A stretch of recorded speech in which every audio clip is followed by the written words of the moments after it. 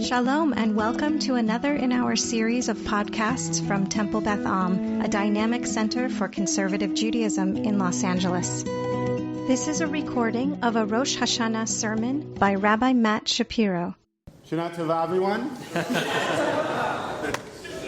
There is also something a little bit sad and also kind of funny about encouraging kids to flee the service when the director of youth learning and engagement is about to start talking, but we do our best. Behold the God of my deliverance. I will trust and I will not fear. God is my strength and my might and will be my deliverance.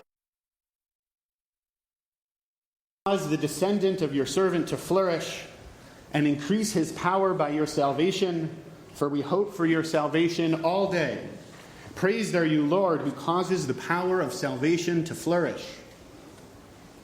May the merciful one make us worthy of the days of the Messiah and life of the world to come. He who gives great deliverance to his king and shows kindness to his anointed one and his descendants forever. These lines might sound unfamiliar. They might even make you uncomfortable. And yet, believe it or not, you say them all the time. We all do.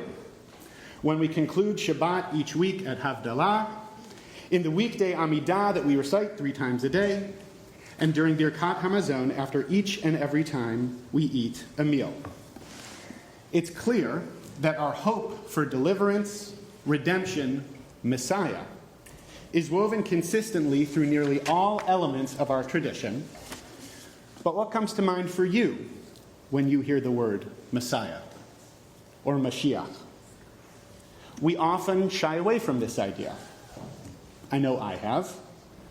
Whether that's due to the impact of Christianity, an aversion to the way Mashiach is embraced in some Orthodox Jewish groups, or a general desire for a more rational rather than supernatural understanding of the world, it's not something that many of us talk about all that much. But we can. In fact, we should. We need this concept, this idea of a next stage of our world at the core of what we believe and how we act as Jews. So yes, today, I'd like to talk to all of you about the Messiah. Why? Because we need to dream bigger. Messianism, the belief in and desire for a savior who brings about a new stage of history, doesn't come out of a vacuum. It usually blooms most fully in a time of crisis or pain and articulates the dreams of people who hope for something more, something better.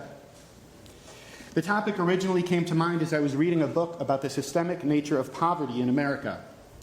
There are symptoms that we must address. You don't have to look more than a few feet from the entrance of this building to see some of them. But ultimately, real change only happens by addressing the root causes as well.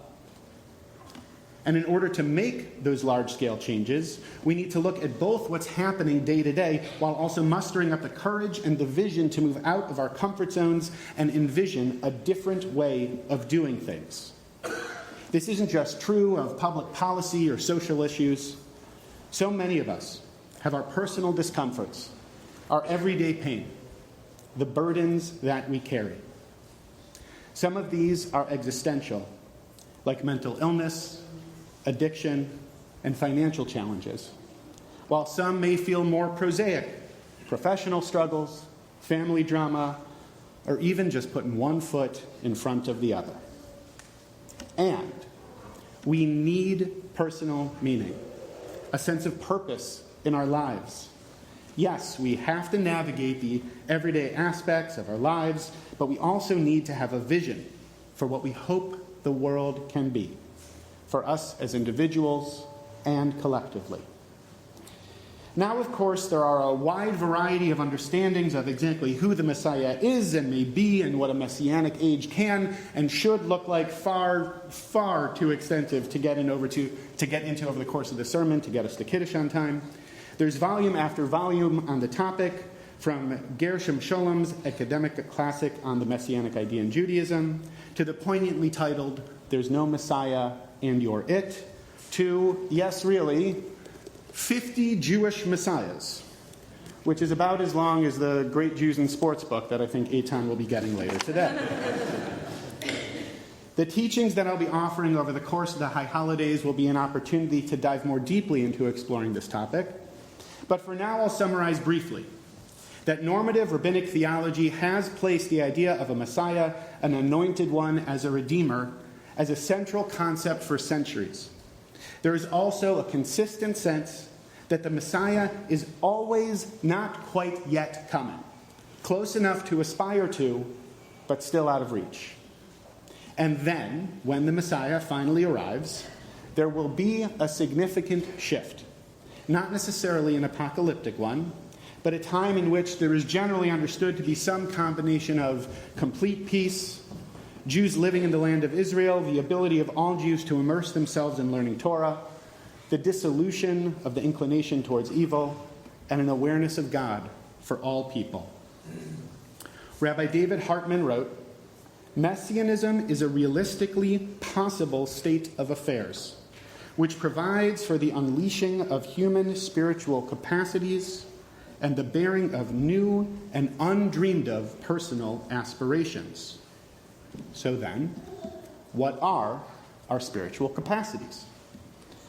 One understanding was provided by Rabbi Stephen Schwarzschild, who described Judaism as practical messianism. Practical messianism. The ways in which we bring this about comes through the mitzvot, just like Eitan was talking about earlier, our holy way of being in the world. He wrote that halacha is the formalization of the required actions which bridge the gap between is and ought. Halacha bridges the gap between is and ought. There's always a difference between the world as it is and what we hope the world will be. Collectively, we build a bridge between the two through our tradition, our mitzvot, our everyday actions. So through this lens, the way to navigate our shared challenges is by looking into our tradition and trusting the roadmaps it provides for living fuller, more actualized lives, getting us one step closer to the world we dream of. And it's not just theologians. Secular writers know how vital the role of ritual is in creating a better world, too. In their book, The Dawn of Everything, David Graeber and David Wengrow, an anthropologist and an archaeologist respectively, explain in great detail that it is through ritual that we can experiment with and even sample what a different world might look like. They bring evidence that a wide variety of concepts, ranging from private property to police functions to elections, originated as ideas within sacred contexts. Through ritual, we bridge for a moment that gap between is and ought, which makes it possible for us to dream bigger. There are so many ways in which our own tradition's key ideas emerge from and are embodied in ritual settings. In fact, it's happening right now, this morning, through the occasion we're celebrating, a bar mitzvah. Now, BJ and Elaine, correct me if I'm wrong, but my guess is that Eitan's maturity did not increase exponentially from last night to this morning. But that's no knock on Eitan, and he really did awesome. One day is only one day, and yet it can change everything. In this experience, we create a container of meaning through which we mark a transition from one way of being to another, bringing any adolescent who moves through this space into a different stage of life. And it doesn't just impact the B'nai Mitzvah. It impacts their family, and in fact, all of us, as we witness the power of our tradition. Marking and facilitating transformation helps us to dream bigger. It's also happening right now through our observance of Shabbat. Each week, Shabbat offers up an open door for us to walk through and dream big. We are taught that Shabbat is me'ein olam haba, a window into what the world to come may look like, a time in which we pause, we connect, We reflect, we cultivate and celebrate sacred time. We're even taught that the Messiah will come if all of Israel were to keep 2 Shabbats in a row. A world in which the beauty of Shabbat is consistently, collectively marked is definitionally a changed world, moving us from where we are now to where we ought to be. That world can be within reach. As befits the high holiday season, there's also a teaching that if we all were to make full teshuvah, complete repentance in one day, the Messiah would come. This seems to indicate an if-then situation. If we all do this, then we'll get the outcome that we hope for. But it's also possible to understand this teaching a bit differently. If every single one of us were to take seriously the practice of teshuvah, of atoning for our misdeeds, determining the ways in which we need to change, and then actualizing that change in our lives, we would be living in a different world. One in which we have each taken responsibility and then helped to change, helped to create.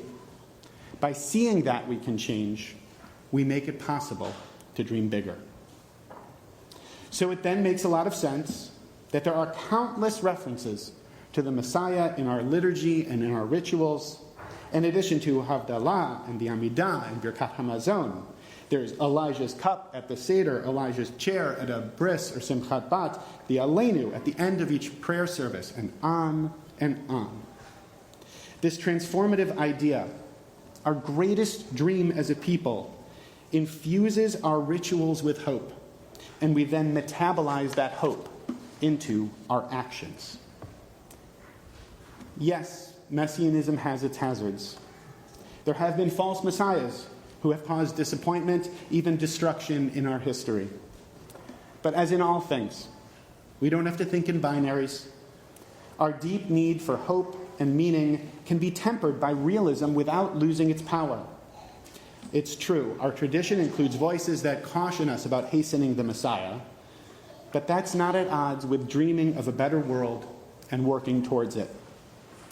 Not only do I think it's possible that we can do so without becoming fanatical, I would argue that it's essential to push ourselves forward. Guys, please. So what holds us back? Why haven't we yet taken up this challenge with more energy, even with excitement? Well, change is tough. Change can be scary. However difficult or dysfunctional, our world right now is what we know, and there's a comfort in that.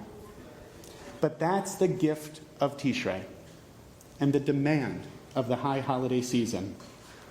We celebrate a new year, and if and when we take up the challenge of a new beginning, through our reflection and our teshuvah and the ways we join together as a holy community, we get a fresh start. This then brings us to considering, as Rabbi Hartman wrote, our undreamed of personal aspirations, which comes down to a simple question. Do you believe that you can change? Do you believe that we can change? I do. I hope you do. Our dreams for a better world have sustained us for centuries, and we need them right now as well.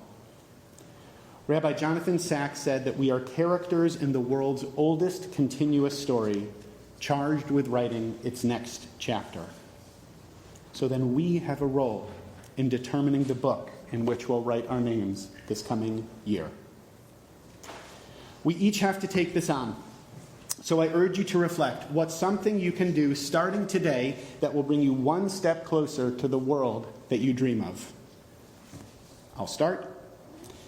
This coming year, in 5784, I'm committing to spending more time learning Lishma for its own sake, and I'm committing to greater diligence in saying brachot, blessings over food before and after I eat.